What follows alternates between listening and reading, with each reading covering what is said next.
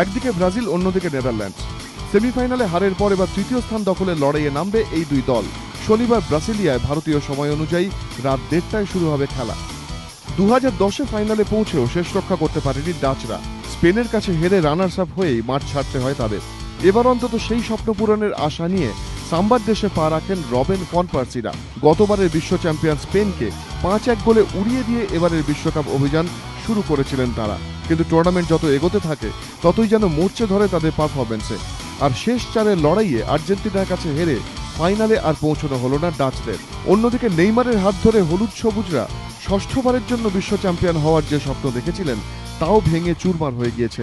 Quarter ফাইনালে কলম্বিয়ার বিরুদ্ধে ম্যাচে গুরুতর চোট পাওয়ায় বিশ্বকাপ থেকে ছিটকে যান নেইমার। আর সেমিফাইনালে জার্মান শক্তিশালের সামনে নেইমারহীন ব্রাজিলের মেরুদণ্ডটাই যেন ভেঙে যায়।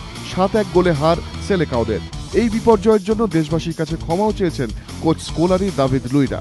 সাংবাদিক সম্মেলনে স্কোলারি আবেদন করেন অন্তত তৃতীয় স্থান অধিকারের ম্যাচ পর্যন্ত যেন দেশবাসী তাদের পাশে থাকেন।